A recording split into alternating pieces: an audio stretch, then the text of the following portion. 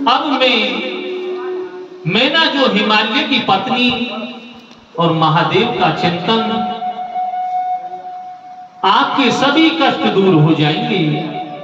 नारद जी कहने लगे, हे देव, मैना ने किस प्रकार तप किया और कैसे पार्वती का उनके यहां पर पुत्री के रूप में जन्म हुआ। ब्रह्मा जी कहने लगे, हे नारद जी, जब देवता हिमालय और मैना को उपदेश देकर चले गए थे, तभी से हिमालय और मैना निरंतर शिव की आराधना में भक्ति भाव से लीन हो गई।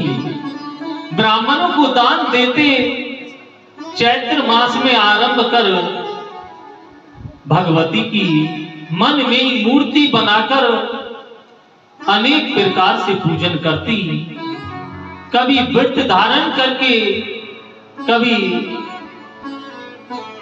निराहार रहकर और कभी जल ही पीकर रहती।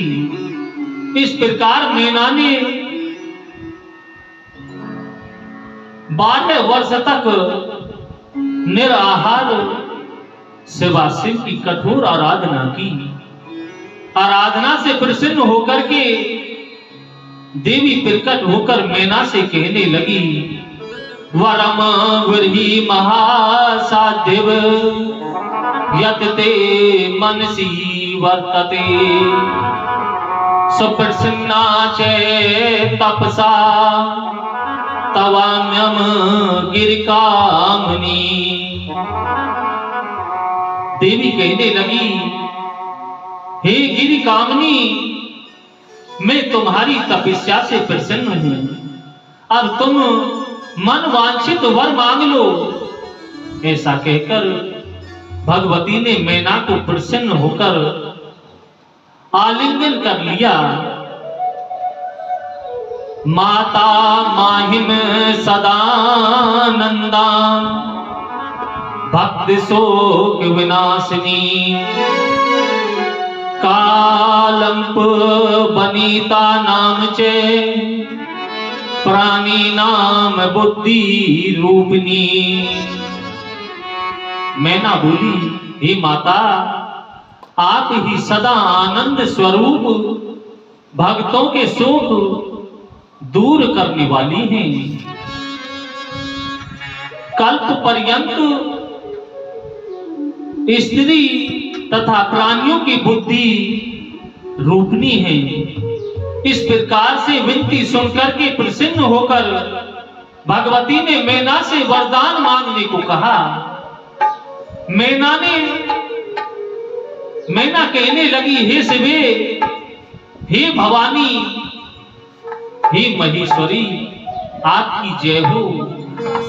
यदि वरदान दे रही है तो पहला वरदान यह दो कि मेरी दीर्घायु बलवान रिद्धि सिद्धि युक्त 100 पुत्र हो, और दूसरा वरदान यह दो कि आप ही गुणवान स्वरूपवान कर लोक में पूजित आनंद देने वाली मेरी सुता होकर कालांतर में रुद्र पत्नी होकर लोक में लीला विस्तार करो।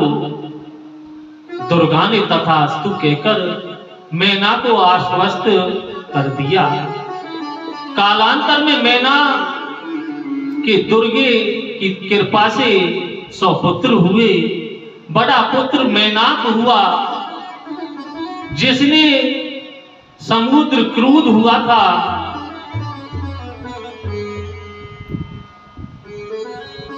तब उसने पार्वती के पक्ष काटे थे। उस समय केवल मैनाक ही समुद्र में सकुशल रह गया था। उसी के पक्ष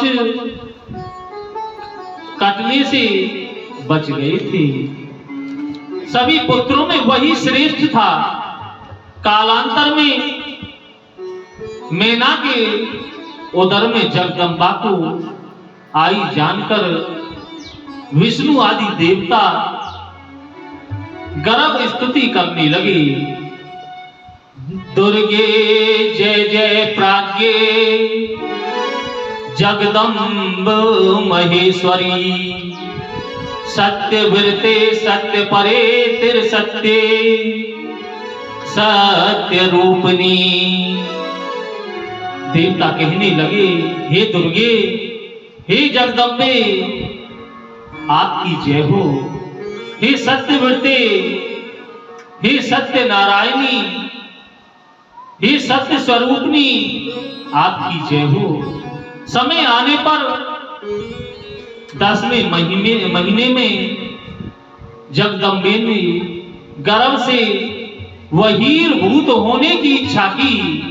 उस समय आकाश निर्मल, भुवन सागर और पृथ्वी मनमोहक हो गई। सरोवरों का जल शुद्ध होकर उसमें कमल खिलने लगी। मंद मंद वायु, सुगंधित हवाएं चलने लगी। चारों तरफ हर्ष का वातावरण हो गया। ब्रह्मा जी कहने लगे, हे नारद जी, भगवती बसंत ऋतु के ज्येष्ठ महीने चैत्र मास की 9वीं तिथि और मृगशिरा नक्षत्र में आधी रात के समय चंद्र मंडल से गंगा के समान अंबिका प्रकट हुई। बोलिए दुर्गे मैया की जय।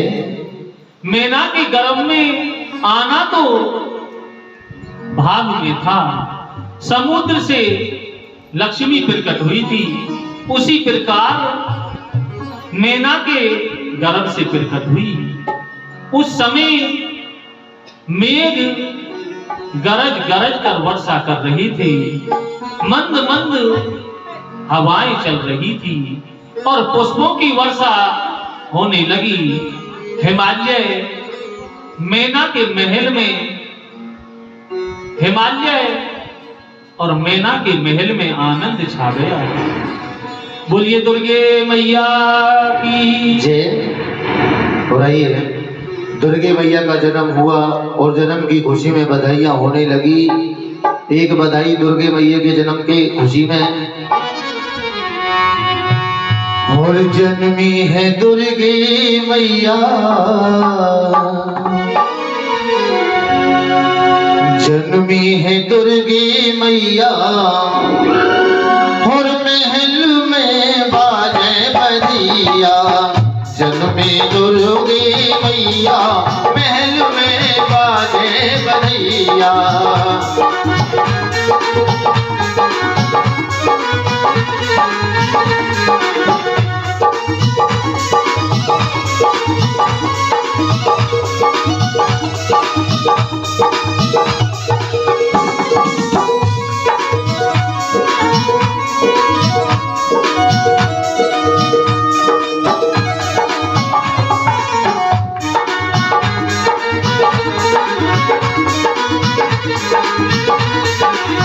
हिमगिरी मन में हर्षित भारी, मन में हर्षित भारी। हिमगिरी मन में हर्षित भारी, हिमगिरी मन में हर्षित भारी। हर्षित भारी मन में हर्षित भारी, हर्षित भारी मन में हर्षित भारी। और मैना लेत भलैया, यादी मैया लेत भलैया, महल में बाजे बधिया। जन्मी दुर्गे मैया, महल में बाजे बधिया। जन्मी दुर्गे मैया, महल में बाजे बधिया।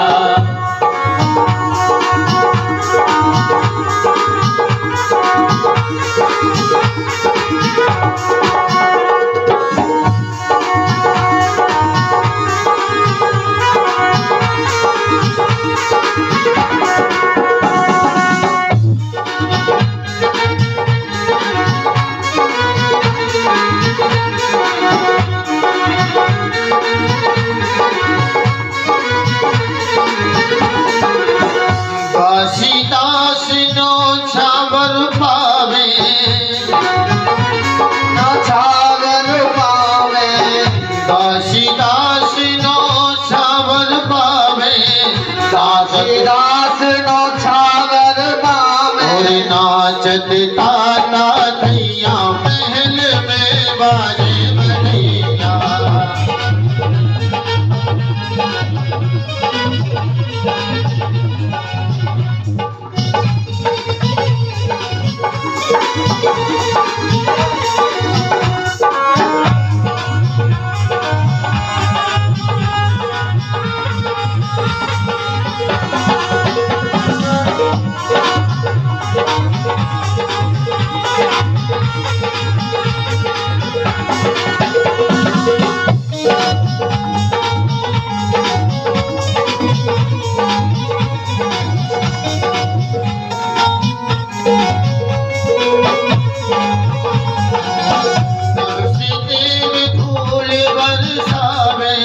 नव से देव फूल बरसावे, नव से देव फूल बरसावे, नव से देव फूल बरसावे। जय हो दुर्गा मैया महल में बाजे बधैया, जन्मी दुर्गे मैया महल में बाजे बधैया। बाजे बधैया हमें बाजे बधैया, बाजे बधैया हमें बाजे बधैया, बाजे बधैया हमें बाजे बधैया, बाजे बधैया हमें बाजे बधैया। जन्मी दुर्गे मैया महल में बाजे बधैया, दुर्गे मैया महल में बाजे बधैया।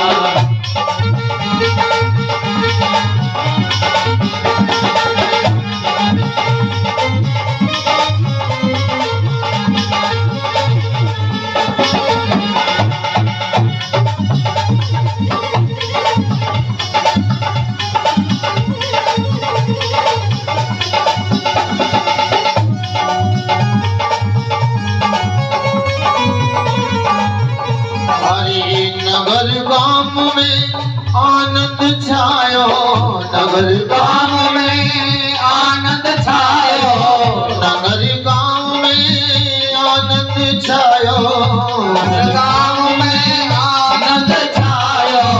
झिलमिल होते अथैया महल में बाजे बधैया, जन्मी दुर्गे मैया महल में बाजे बधैया।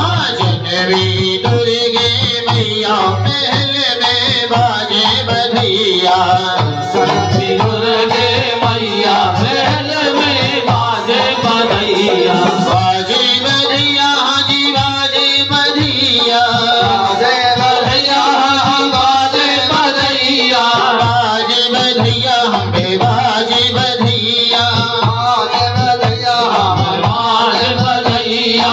जन्मी दुर्गे मैया महल में बाजे बधैया, जन्मी दुर्गे मैया महल में बाजे बधैया। जन्मी दुर्गे मैया महल में बाजे बधैया, दुर्गे मैया महल में बाजे बधैया। जन्मी दुर्गे मैया महल में बाजे बधैया। बोली दुर्गा मैया की जय। आकाश में आकर विष्णु आदि देवता दिव्य रूप शिवलोक वासिनी जगदम्बे की स्तुति करने लगे। जगदम्बा महादेवी सर्व सिद्ध विधायिनी, देव कार्य करतरी तुम ही, सदा तस्त्वां नमामि।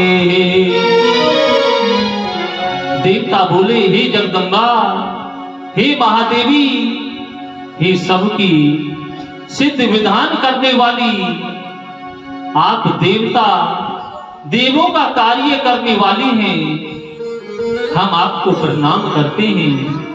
हे देवी, आपने मैना और देवताओं का मनोरथ पूर्ण किया है। अब शिव जी का भी मनोरथ पूर्ण कर दो।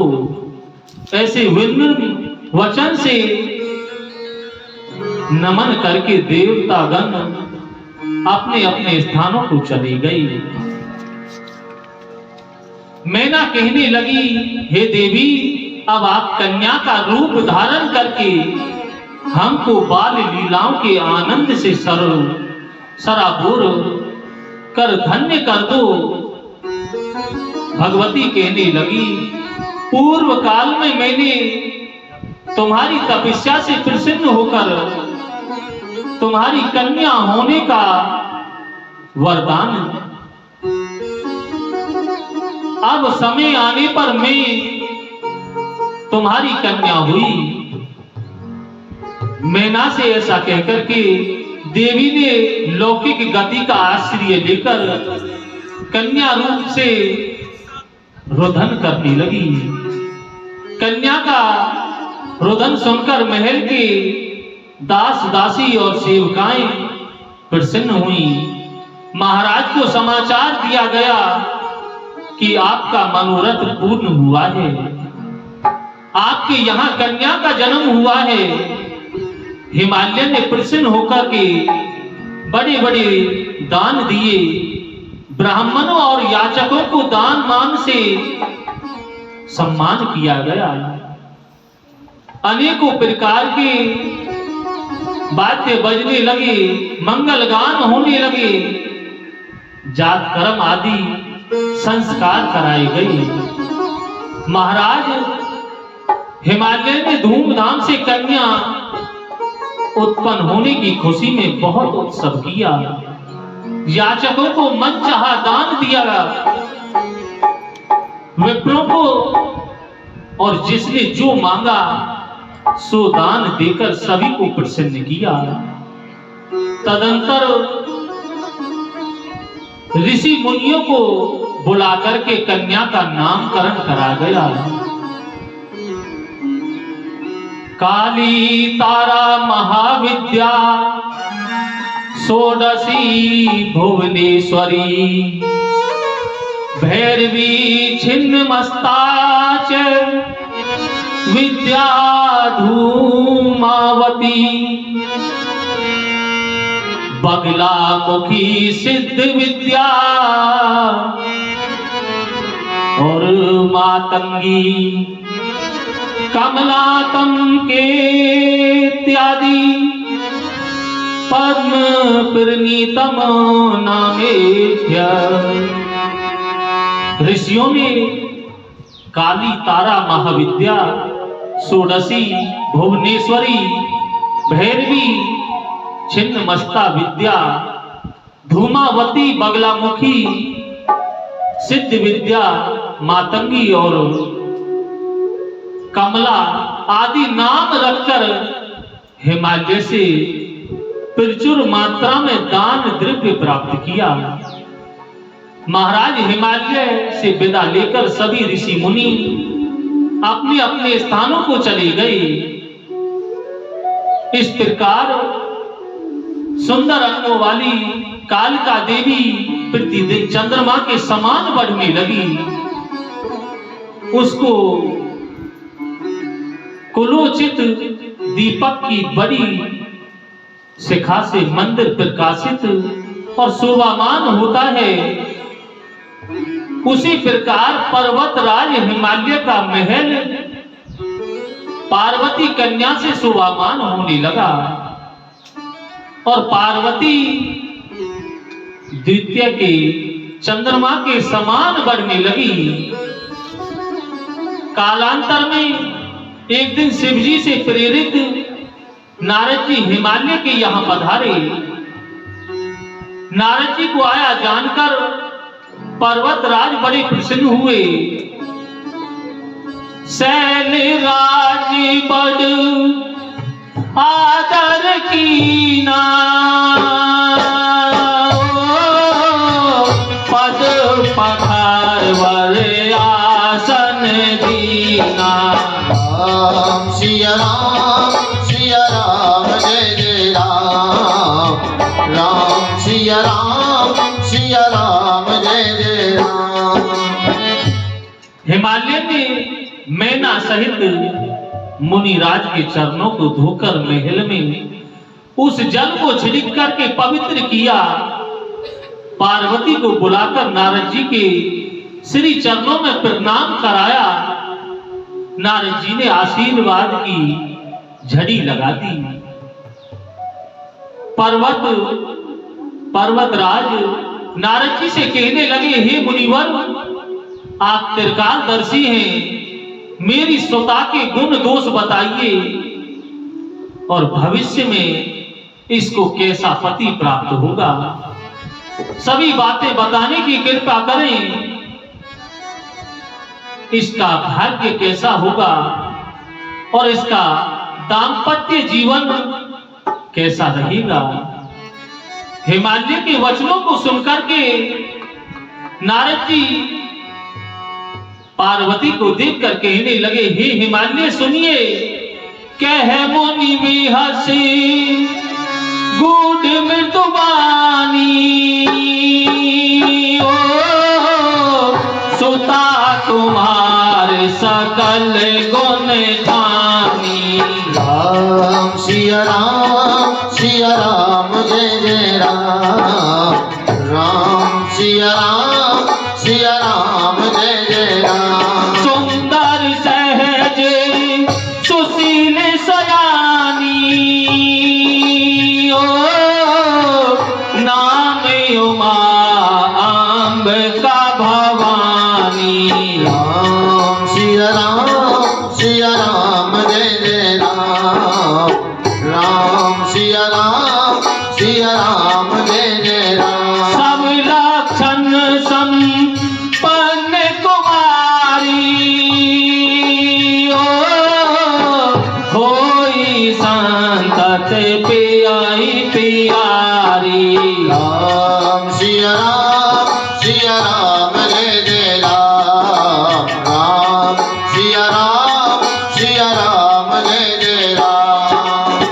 यही कर नाम सुमिर संसारा, ओ तिरिय चढ़ाई पतिव्रत यसी धारा।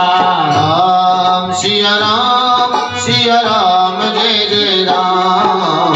राम सिया राम जय जय राम। ही पर्वतराज, आपने इसके पति के विषय में पूछा, सुनो, इसका पति अलौकिक लक्षणों वाला और अविनाशी होगा। जोग जटिल अकाम मनो नगन अमंगल वेश, अस स्वामी यही कहे मिलई परी हस्ती असिरेख। इसका पति योगी, नंगा गुण रहित अकाम, माता पिता से हीन, अमंगल वेश वाला मिलेगा। बोलो शंकर भगवान की।